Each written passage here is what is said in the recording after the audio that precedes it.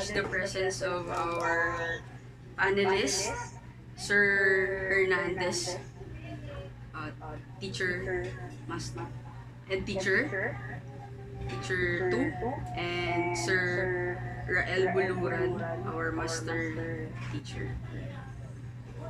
Good morning, sir.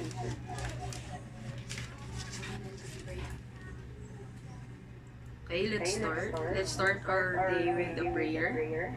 Angel of God, my guardian dear, to whom His love commits me here. Ever this day be at my side, to light and guard, to rule and guide me. Okay, last meeting, we talked about the different fitness evaluation, and I able to task you to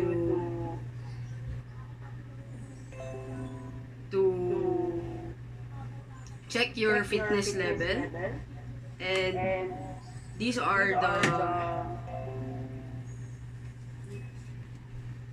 okay, for a while.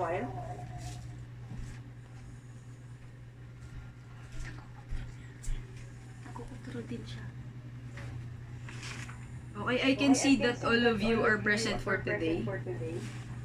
And also, you're wearing your complete uniform.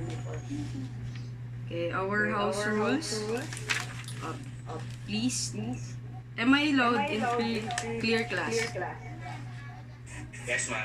Okay, thank you. Okay.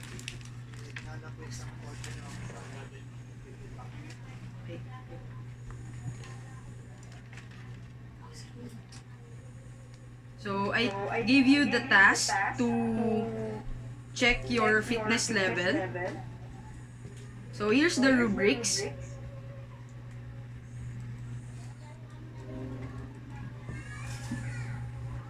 So, excellent for 5 points, very good for 4 points, and good for 3 points, and 2 points for fail.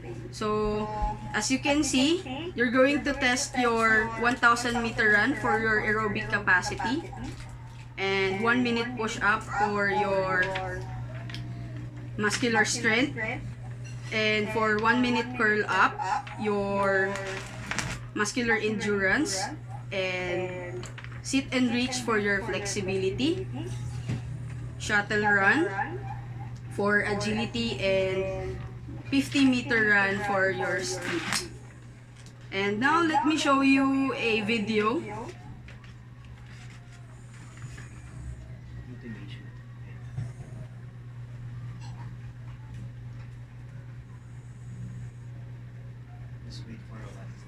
Just please wait for a while.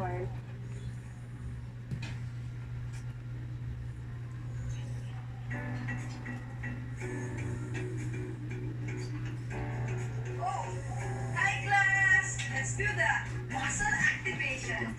Wait lang.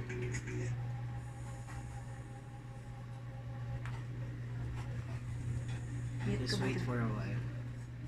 Please wait for a while.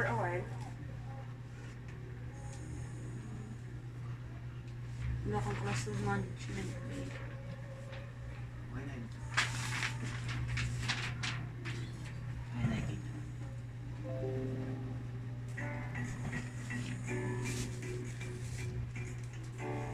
Oh, hi class! Let's do the muscle activation. Today we're going to do the muscle activation. Direction. Choose the correct answer of the equivalent exercise of the food group. Enjoy!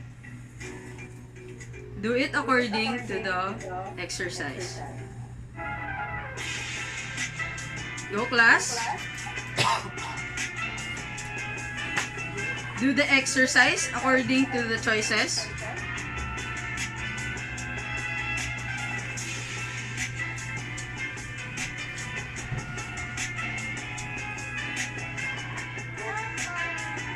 Okay, let's go. Move. Move your body.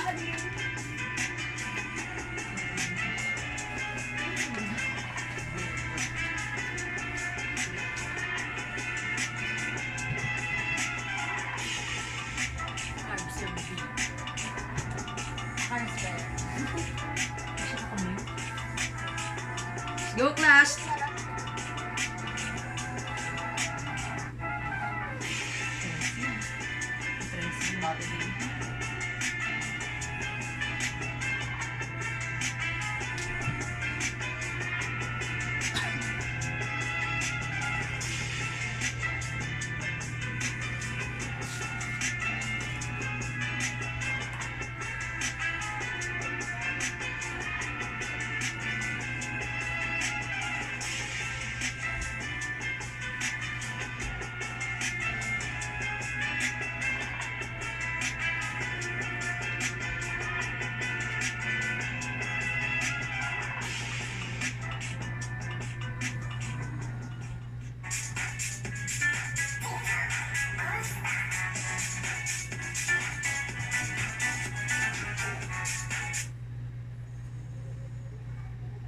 Okay, class, did you enjoy the activity? Okay, very good, very good. Okay, please, if you have question, don't hesitate to open your mic. Okay. So now, may I know if some of you know the lesson for today? Anyone? According to the video I presented. May I know who knows the lesson for today? Please open your mic if you know the answer. Okay, Ardell. Very good. It's all about nutrition.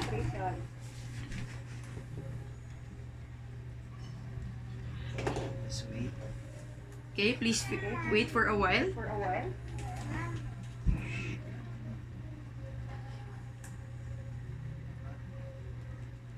Just wait. Please wait. Okay, so today I'm going to discuss the sports nutrition. Okay, this is very important since you are in the sports track. Okay, you need to, this is one of the component for you to have a good performance. Okay, especially with the competition or in the training. So, learning objectives. At the end of the lesson, the students should be able to discover the different kinds of nutrients and proper nutrition in performing sports and exercise to prevent injuries.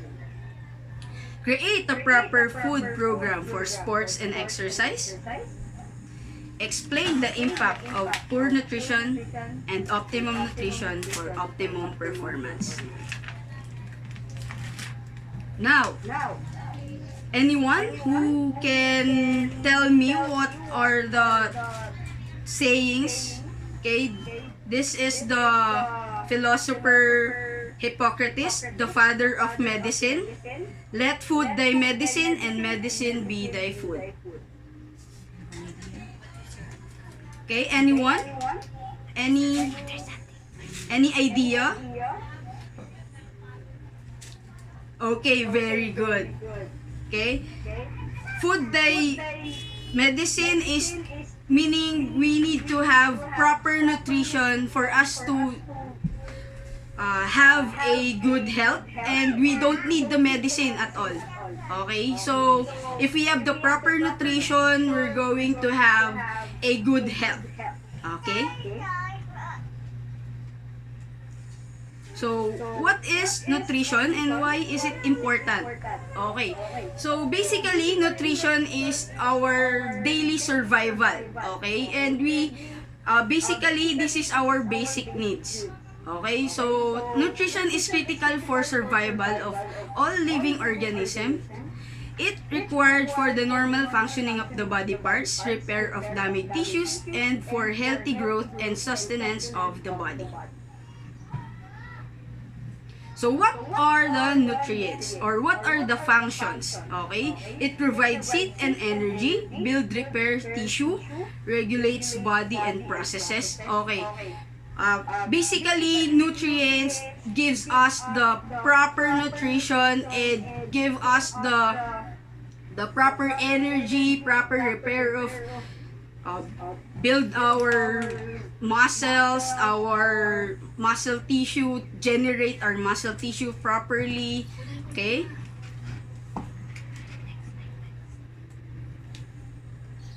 So now, may we know the importance of nutrients. So nutrients are the important food substances that help our body function properly. It improves energy and facilitate growth and repair of cells. So basically, we have nutrients. Okay, we have the 6 types of nutrients, and we have the 2 classifications of nutrients. We have the macronutrients and micronutrients. When we say macronutrients, okay, these are the daily food that we food intake, okay, the usual food intake, okay. These are the, when we say macronutrients, water, protein, okay, carbohydrates, and water, okay. And we also have the micronutrients, which is required in a small amount. We have the vitamins and minerals. Okay, according to FNRI food pyramid, okay, carbohydrates must be eaten most of the time, and eat more for vegetables and fruits. Eat moderately for the protein, and eat enough for fats.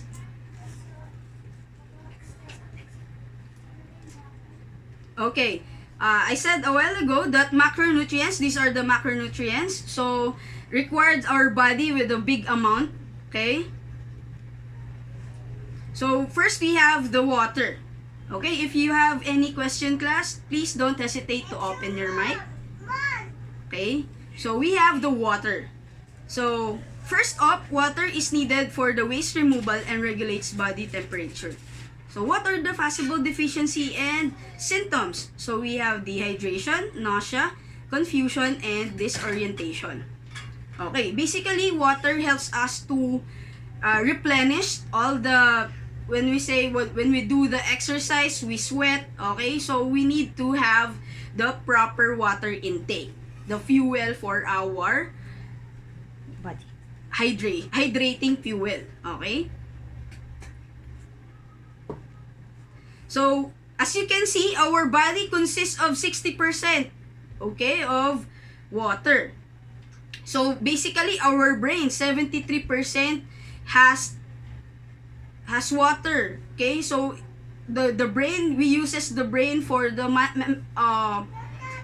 mental toughness, okay, imagine, okay. And also for the lungs, we have 83%, okay, to help us to have oxygen in our body, okay. And also we have the blood, so it helps to converts to energy. Our blood helps us to absorb our nutrients, so 95%.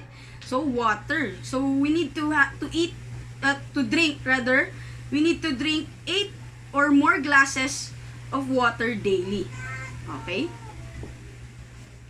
So here's the recommended hydration schedule for physical activity or any kind of sports performance. So we have when to drink and approximate amount of fluid. So 2 hours prior to activity, 2 to 3 cups. Okay, 15 minutes prior to activity, 1 to 2 cups, and every 15 minutes during activity, 1/2 and 1 cup. Okay, after activity, at least 2 cups for each pound of body weight loss.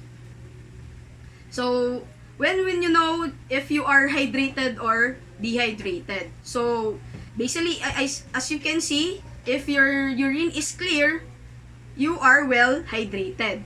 And moderate for 4, 5, and 6. Okay, moderate, hydrated. And then 7 to 8 is dehydrated. So as an athlete, you need to check, or if you do some activity, you need to check your hydration process. Okay? So next essential nutrients is carbohydrates. So carbohydrates basically gives us energy when it comes to doing the physical activity or doing sports competition or any kind of training. So what are the possible symptoms irritability, muscle cramps, constipation, and regular headaches. So, the importance, maintains blood glucose level during exercise. Basically, glucose, carbohydrates, converts into sugar. Okay? So, the good example for carbohydrates, we have bread, different kinds of pasta, and also the root crops, and also the wheat or the whole grains. Okay, so as you can see, Bolt, one of the best runners in the world. Okay, carb loading or carbo loading is a strategy used to runner to maximize carbohydrate intake for muscle energy to store in preparation for a long run. Okay, so you need to have a good carbo loading. So, when we say glucose, a simple form of sugar that the body converts into energy. And also glycogen, sugar stored in the liver and muscle cells which can be broken down to glucose for energy. So, next important essential nutrients is the protein. So, basically, protein helps us to repair muscle tissues. Okay? So, needed for growth, building, and repair of body tissues. So what are the possible deficiencies? White lines in the body, in the both fingers and nails. Okay, as you can see, if you have white lines in your fingers, there will be deficiency of protein, and also hair loss. Okay. So what are the good source of protein? So we have the fish, chicken, different types of meat and egg, and also milk. Okay, and beans, different kinds of beans. Next is fats. So also macronutrients. Fats provides basically fats helps us to absorb proper nutrition. If we have eaten a good source of fats, it will helps us to have the omega 3. Okay, so and we have the symptoms. Okay, loss, dry skin, hair loss rather, body weight deficiency, and cold tolerance. Okay, and these fats are needed for immune system functioning, provides enough energy to long endurance event. Okay, now let me show you what are the ideal BMI or body mass index for the athletes or for the normal person.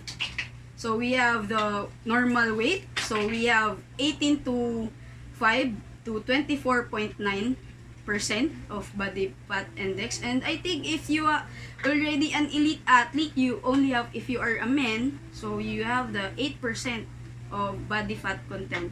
And also 15% for women.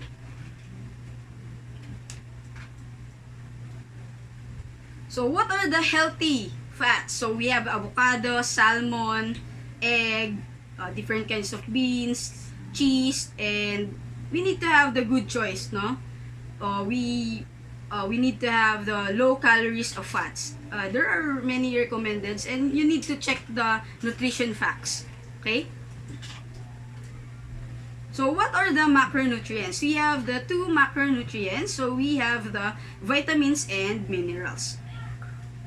First, we have vitamins. Helps the body use carbohydrates, protein, and fats. Okay? So, basically, I said a while ago, vitamins helps us to absorb proper nutrients. And minerals helps us regulate chemical reaction in the body. So, basically, vitamins A to Z, there are different types, okay? And then the minerals, we have the iron, zinc, and calcium. So, vitamin A, beneficial in treating disorders and many more. So, I would suggest if you are an athlete, you need to take if you are active, you have active lifestyle, you need to take the water-based vitamins. So, I would suggest vitamin C and B complex. Okay? and also the good source for minerals, iron and calcium. So these are the good source for the food for the runners: banana, berries, broccoli, low-fat yogurt, and lean meat. So nuts, seeds, ready-to-eat cereals, oranges, and many more. So now let me show you do you still remember, class, the Go Glow Grow foods? If you have any question, please don't hesitate to open your mic. Thank you. Okay, very good. So basically, Go Foods, these are the energy giving. So Grow Foods, these are the body building, and for the Glow Foods, body regulating. Glow Foods makes us healthy. For the body, for Grow Foods, Go Foods, these are the carbohydrates. The Grow Foods, these are the fats and the protein. Then the Glow Foods, these are the fruits and vegetables. And also the water is very important, the most important.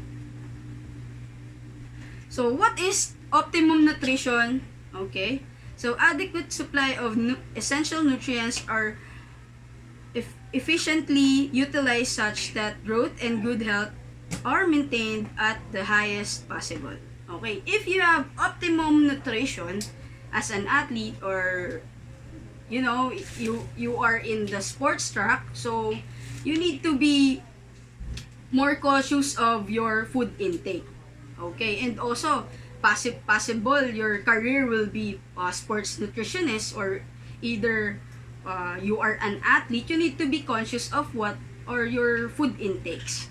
Okay. So what is sports nutrition? It is a practical science hydrating and fueling before, during, and after exercise. So yes, and other many meanings of the sports nutrition, but basically this is the best. Okay. So what to eat before, during, and after workout?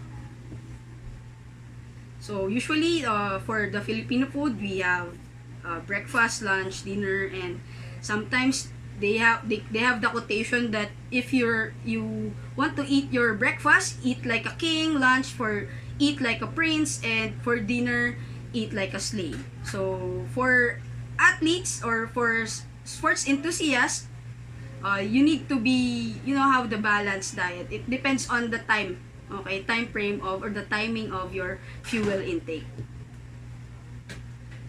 So what is pre-exercise? So I recommend that the food eaten before exercise serves as the energy source and will define one's performance. Okay, so a while ago I said the vault is already have the carbo loading. Okay, and also carbohydrates, you can absorb your carbohydrates only for 3 to 4 hours.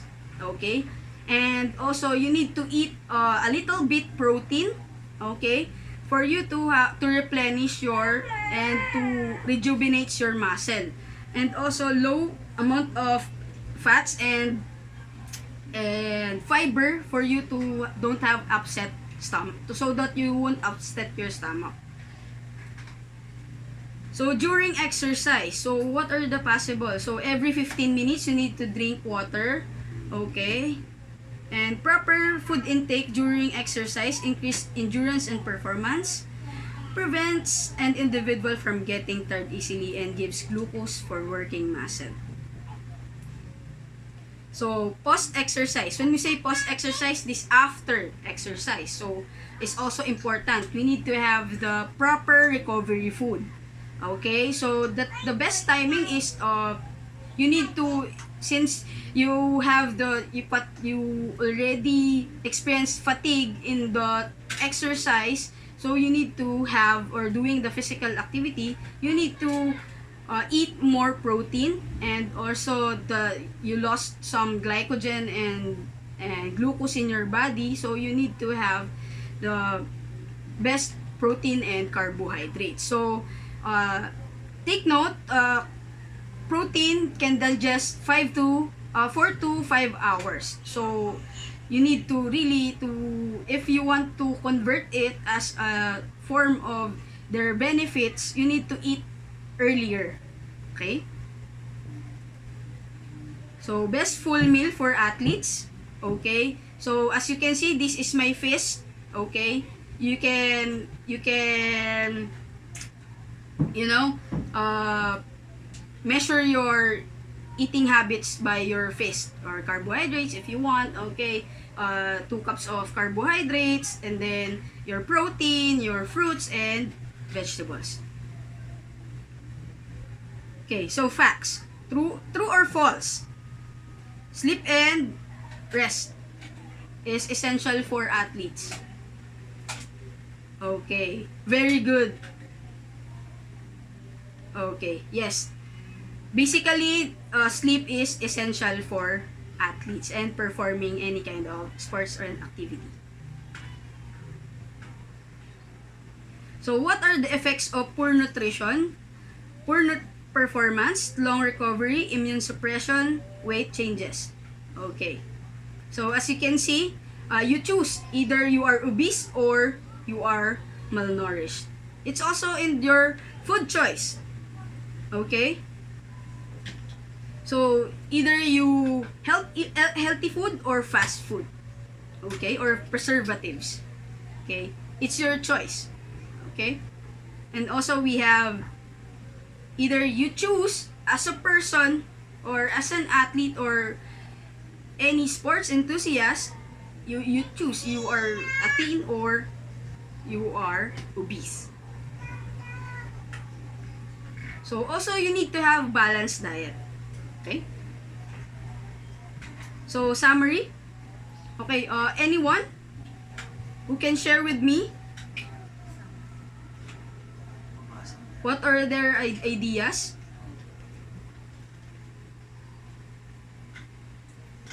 Sir King, what did you learn from the lesson for today? May I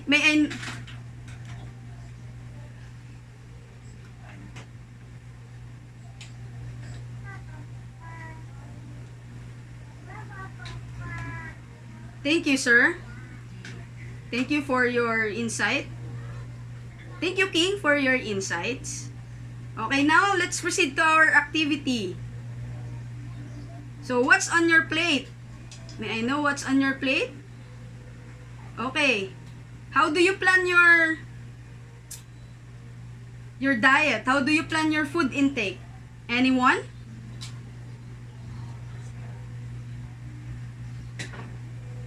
Okay, very good. Now let's proceed to our lesson. Our activity rather. So, learning activity. Choose one sports or recreation activity and create a 1-week food program before, during, and after the sports exercise. Use the concept of Go, Grow, and Glow food as the guide in planning. Send your answer through my email address after 5 minutes. Also, now, we have the short quiz. Choose the letter of the best answer. Send your answer through my email address after 3 minutes. Okay? These brands of health concerns and promotion of growth and development are lowering the chances of acquiring diseases and illnesses. So, what is the answer? Anyone? Okay, very good. So, assignment. Read an updated article on the newspaper or magazine about principles of fitness and training. Cut out, paste the article, and create a reaction paper. Reminder, 5 to 10 sentences only in one whole yellow pad. Okay, these are the criteria.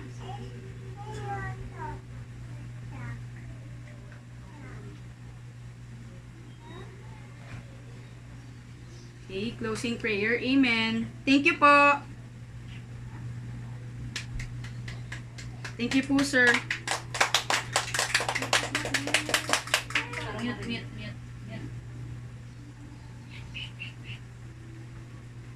Si Mark yan naman ako. May ilaw. Saan na yung Mark na yan? Yung kanina. Dapat wala ng ilaw. Nice. Be, ano ba yun? Hindi mo pinansin yung house rules. Habi. Ba't si King nagsasalita? Narinig ka. Thank you po. Drugs ba? Thank you po. Ah, Ano sabi niyo? si ate na rin. Ano sabi niyo sir? Di mo mo pindutin. Narinig nila ako. Saan, galing. Na-apply agad yung ano. Ano mo, ina-unmute niya. Gago ka ba? Narinig nila yung sinabi ko. Hindi ka nag-house. Ano sabi niyo, Ay, sir? ano ka na naman. Anong sabi niyo sir? Pero okay, good. Yay!